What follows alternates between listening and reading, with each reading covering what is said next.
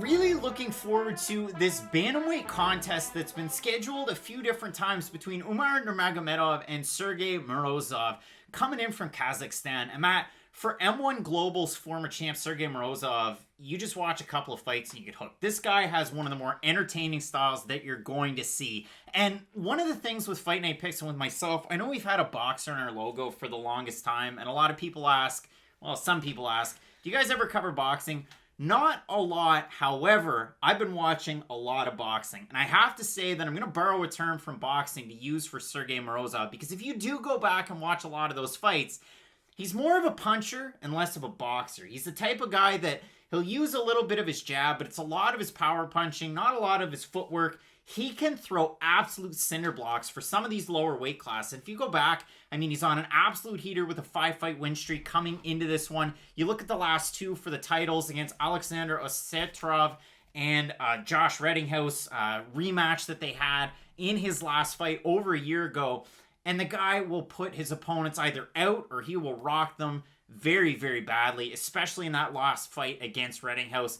And opposite him, I mean, everybody by now knows the Nurmagomedov name. And for Umar Nurmagomedov, this is a guy that's really been on the radar for a number of years now. I know when we started Fight Night Picks a couple of years ago, he was one of those prospects that I had that you needed to watch back in 2018, kind of following from 17-18 with Fight Nights Global. Then he eventually came over to the PFL, had some more fights overseas, came back with the PFL, and then in his last time out, a really big win over Argentina's Brian Gonzalez, where he finished him in that one, rear naked choke, absolutely pounded away. Matt, I'm really excited about these two guys because while I don't know if you can still consider Sergey Morozov a prospect with as many fights as he has had, Umar Nurmagomedov has come so far in the last couple of years.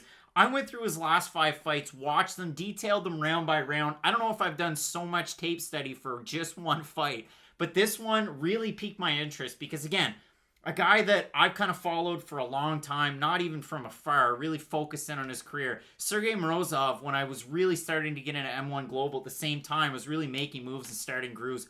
Overall, what's your take on this fight? Because I think it's a very, very good one. So this should be a really interesting fight because of the scrambling ability of Morozov. It's not really something you get to see all that often, but he has really reactive hips, and that's something you don't really see from sort of regional level fighters. It's something that you see once people are in the UFC and they're in that kind of top 10, top 15 category, because it's something that you develop later on in your career, where the second people go take you down, just your hips are either away or you're pushing people down.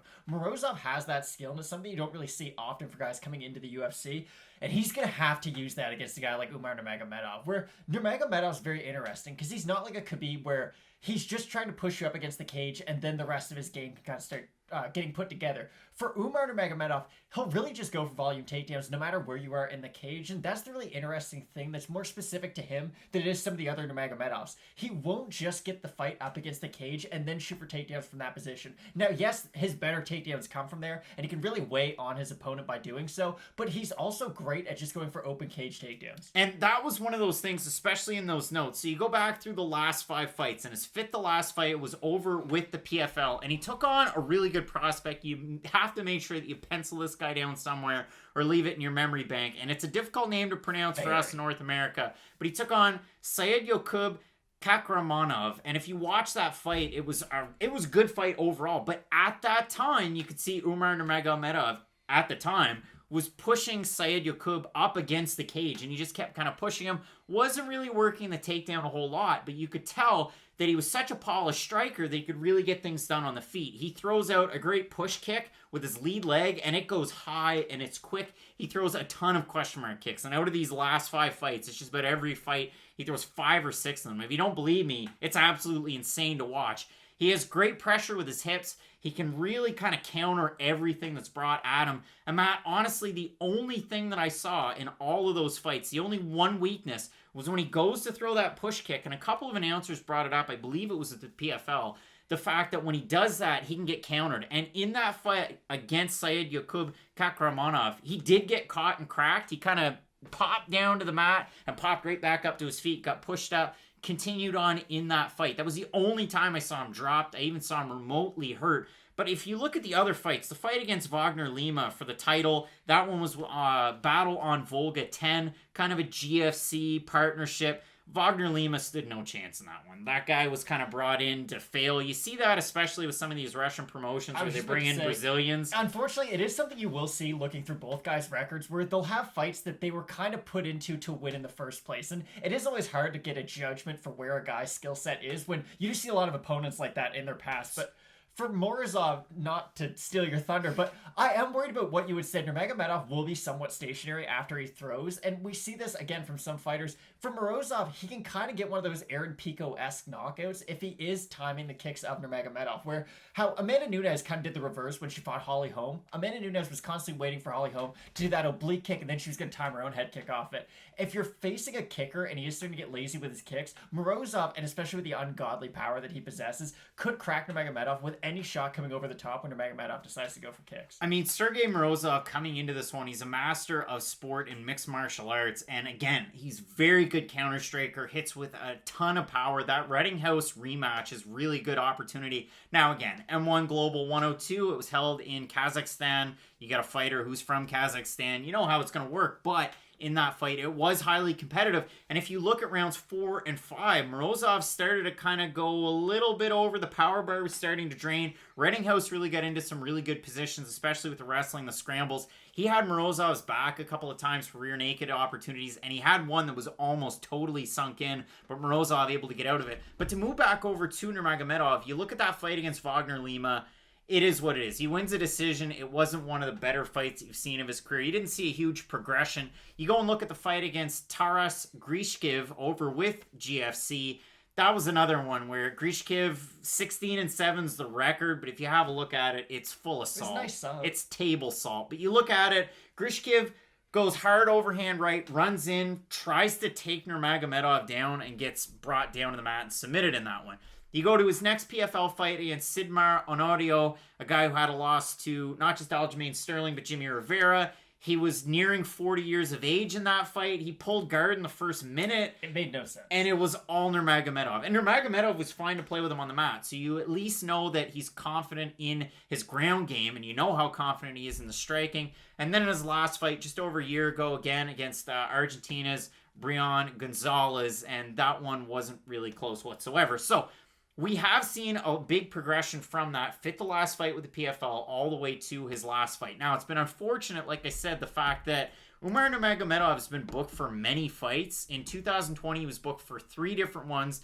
Fight early on in the year against Hunter Azure. The card fell out, obviously, due to COVID. But the last 2 against Nathaniel Wood, where Nurmagomedov withdrew, and then Morozov back in October. That fight was nearing completion. We were almost time for fight week, or we were getting into fight week. Nurmagomedov was out due to a huge fever. Obviously, you worry about that. He had staph infection. That was part of the reason why. So, unfortunate that we didn't get that fight when we were supposed to get it. Fortunate that we do get it here.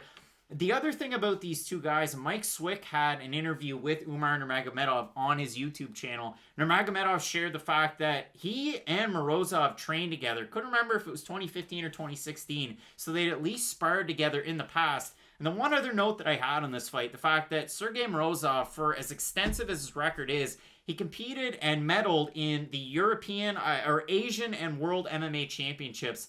And he lost to Nurmagomedov in the World Championships. He lost to Syed Nurmagomedov in a guillotine attempt. Lost that one. So, Matt, if we have a look at the odds in this fight, they're not close. It's the biggest discrepancy on the odds of the entire card. Nurmagomedov opened a minus 625 favorite. He's now minus 517. For Morozov, opened a plus 450. He's now plus 380. Over on Tapology, we have a limited sample size of votes because this fight was moved from UFC 257 over to our Saturday card. Only 100 votes, 94% have Nurmagomedov. It's a tricky fight, again, Matt, because you have the scrambling and wrestling abilities of Nurmagomedov in the back pocket. You have great setups and you have great striking. You know those push kicks, the long kicks. For Morozov, though, a known counter striker with a lot of power, and in 3 rounds, you know the power bar is most likely going to be there. How do you see this one going? Okay, I don't know if we know the power bar is going to be there, because if you see a guy tire in 25 minutes, and yes, I understand, it's an extra 10 minutes of fighting, but you're going to get tired in a fight, especially fighting a guy like Umar Nurmagomedov, who will force you to wrestle. He will force you to strike. He won't just stand on the outside with you and let you fight at a pace that you're comfortable with. Now, for Nurmagomedov, I think there are opportunities to get caught. If he is going in there lazy against Morozov, if he goes out there and has a great first and second round, I could see Morozov maybe catching him with a big shot in the third. But for the most part, listen, I like the different kinds of strikes Nurmagomedov can throw. I like the grappling if he really needs to go to it. And I just like him at every stage of this fight. I think we get caught up a little too much in this guy has great knockout power, but the other guy's the better martial artist. I do think you have to pick the better martial artist pretty much every time, and that's Nurmagomedov in this one. And I mean, again, the thing for me with Umar Nurmagomedov, I got to know him from Fight Nights Global before all the fights that I just profiled in great detail, and he was as green as they come. He'd go for a takedown. If he didn't get it, he kind of fiddle around in odd positions. Like, he just wasn't totally complete. And now you look at the striking, you look at the wrestling, everything's kind of come together, and he's been off for a year. What adjustments and things has he been able to add to his game? Because it's not like he's 35, almost 40 years old, and that's kind of it, and it's a wash. He's 12-0, he's a young guy looking to prove himself in the UFC. And again, it's unfortunate because the original fight they were supposed to have was UFC 254 with Khabib and Justin Gaethje. So now you're fighting on a Wednesday morning. It sucks that we lost that. And you're going from UFC 257 with Conor, and there would have been a bit of a narrative there having Khabib or Abubakar, or we've even seen, and I have to throw this name out there, a guy that you need to watch that's been in his corner in the past. I'm talking about Islam Mamedov, that's 19-1-1, that was a PFL. Shout out to him, or Zubair Takigov. The list goes on. But for Umar Nurmagomedov, I think the ceiling's a little bit higher.